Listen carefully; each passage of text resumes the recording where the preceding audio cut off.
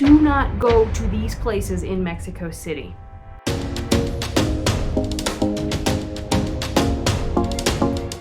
Today, I'm breaking down 5 things to do in Mexico City that are really popular but are super overrated. Hey, it's Sarah. I've lived in Mexico for 10 years and I'm your guide to authentic experience in Mexico City. Make sure you grab that Mexico City cheat sheet down below.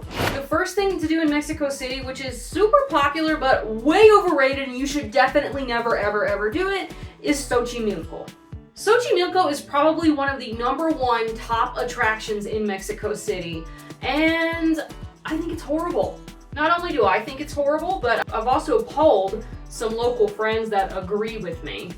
I also recently went on a tour with some viewers, Peter and MJ, and they had to say exactly the same thing that I do about Xochimilco. You think Xochimilco is cool? They describe it as the floating gardens of Mexico. Like, they give you this image that it's the Venice of Mexico City. You're gonna go out floating on this kind of type of special gondola thingy. It's gonna be so like relaxing, nature, romantic, and it's not. Xochimilco is not a good thing to do in Mexico City because, first of all, it's disgusting. It's dirty. The water is extremely contaminated and often just muddy. You're probably going to see trash floating around. And it's just not that nice. The viewers that I recently took on a tour in Mexico City described their previous experience, and Xochimilco is like a booze cruise. Hey, if you're into a cheap booze cruise, then this is probably for you. But like me, they were not really into riding a wooden raft along some dirty canals for a couple hours to listen to music and drink overpriced beer. Also, the food that they offer you at Xochimilco is straight up not good. It's overpriced, it's not that good, it's not well prepared, it's just cheap junk food that they offer you. It also takes a while to get to Xochimilco. Probably from your hotel, it's gonna take between an hour and 2 hours just to get there, fighting your way through Mexico City traffic. Xochimilco is notorious for some of the worst scams in Mexico City. If you haven't seen my explanation about that, check out this video up in the cards. And overall, I would just say the experience is just really poor. So if you're looking for dirty water, floating trash, a weird little visit to this island where they have nailed, busted, and broken up like horror-style baby dolls to trees, mediocre food, and a lot of wasted time, Xochimilco is for you. I'd like to briefly interrupt this presentation to remind you that I am a kids Spanish teacher over on OutSchool, and right now I'm running summer promotions for my classes. Click the link in the description box below to get $25 off my kids Spanish summer camp, only for about the next month, so don't delay. The second disappointing thing to do in Mexico City is El Ángel. El Ángel is one of the iconic places in Mexico City, and admittedly, it's pretty cool to see, but the drone footage is a whole lot better than seeing it in person. I spoke to a friend from another part of Mexico who had come to Mexico City recently, and she was so excited to see the El Ángel, the Angel of Independence. But the reality is, wah, wah, wah. It's so disappointing. This is one of those things that if you happen to drive by it and see it, cool, get your pictures. But I definitely would not go out of your way to pay a visit to the Angel of Independence. Number one, you can't actually see it. It is super high up on this humongous pillar, and so you can't even get a good view or picture of it anyway. And very often, even the part around the base of the Angel of Independence where you can walk up like some stairs and sometimes get up kind of close to the bottom of the monument, it's very often barricaded off with these huge metal walls because there's always marches and protests where people are choosing to damage the monument. So a lot of times you can't even get up that close to it anyway. Don't waste your time on your trip planning a special visit to the Angel of Independence. If you happen to drive by it, that's cool.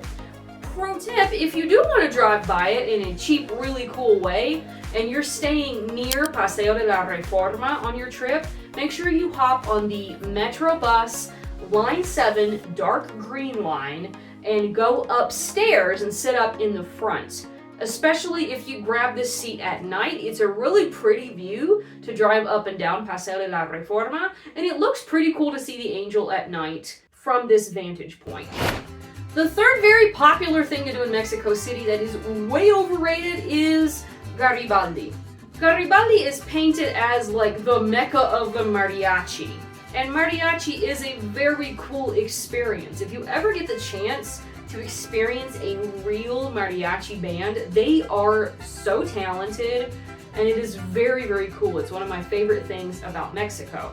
However, the reality of Garibaldi is it's not really a nice or safe area. You're going to see a lot of homeless, a lot of drunks passed out, and it's not going to make you very comfortable to be in the area. If you really want to see mariachi, I would encourage you to visit a local restaurant that is famed for mariachi bands. And I will research that for you so that I can add some appropriate locations in the description of this video. I can't think of one offhand right now, but I'll definitely try to include that for you. Garibaldi sounds cool. Mariachi is an amazing piece of Mexican culture, but visiting Garibaldi in person is just not a nice experience. I mean, this is like the hood of Mexico City, and especially if you're bringing kids hoping for a family-friendly activity in Mexico City, Garibaldi is not it. If you're looking for a family-friendly activity in Mexico City, I would encourage you to actually go visit the castle. Chapultepec Castle is one of the nicest places you can visit in Mexico City. It only costs about $5 to get in, and there's a lot to do around the area. There's a zoo, which is, it's okay, but if you have kids, a zoo is nice. There's also a couple extra museums. There's paddle boating, there's all types of, a little bit overpriced, but there's all types of food and souvenirs in the area. It's a huge forest, it's amazing. Check out this video about the castle, Chapultepec Castle, Mexico City, if you're looking for something that is actually worth your time.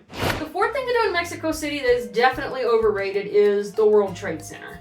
Yeah, I said World Trade Center. There's actually a World Trade Center here in Mexico as well. Now, I've personally not entered the World Trade Center. I've never felt the need to waste my time doing so, but I do have some personal correspondents here in Mexico City who've told me that it is not worth your time. You even find the World Trade Center listed on the Turibus map as a point of interest, somewhere that you should visit while you're on your Turibus route.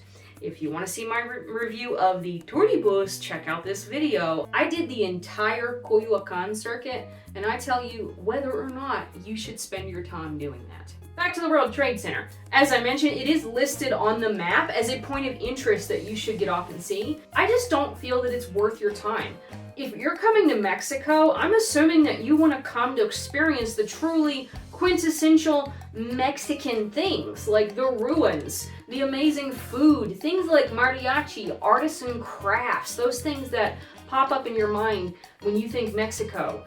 And going to visit a big like office skyscraper structure, I don't know, it's just, why waste your time? You have so many better options here in Mexico City than going up in the skyscraper and looking around. Mexico City is not like New York City in that you've got this amazing skyline. Honestly, a lot of times the pollution is so bad, you can't appreciate the views anyway. And the skyline is not that great. It's not something that you need to invest your time in when you're looking for things to do in Mexico City on your vacation. Are you finding value in this video today? Remember to subscribe to get notified of future videos where I'm going to help you get ready for trips in Mexico City, share all about my experience in the past 10 years living here, and just tell you the ins and outs to avoid some of the problems and pitfalls of visiting Mexico. Go ahead, hit the subscribe button. I'll wait. It's free. Do it. The next thing to do in Mexico City that I find super overrated, might ruffle a few feathers, but I've got to include it, and that is Polanco. Now wait, before you get all in a tizzy, Polanco is a beautiful area in Mexico City. Really, it's a beautiful place. If you have time to visit Polanco or you have the money to stay at one of the hotels in Polanco, good. Stay there. It's gorgeous. But I don't feel that Polanco, once again, is one of those quintessential places that you must put on your list to go see in Mexico City. It's full of very expensive, high-end, luxury designer brands, shopping malls, these stores like Gucci and Cartier and all those things I probably can't even pronounce correctly. Look, if that's your thing, I am not judging you. Great. Go buy yourself a Gucci handbag. But I feel like most of us are probably not wanting to come to Mexico for that purpose. Once again, you're coming to Mexico to get to know what Mexico is like for real. If you're with me, comment down below that you want to see the real Mexico. That's what I share here on the channel. Polanco is beautiful, but it's all about embassies, high-end designer luxury brands, and just very expensive shopping malls. Also, the food is way overpriced almost everywhere that I've eaten in Polanco, and it's not any better than any other place. In fact, I've never had a meal in Polanco that I thought just blew my mind. And for all of these reasons, I feel that Polanco should not be on your must-do list when you come to find things to do in Mexico City. That being said, it is a much safer, much prettier area, and the sidewalks are very nice.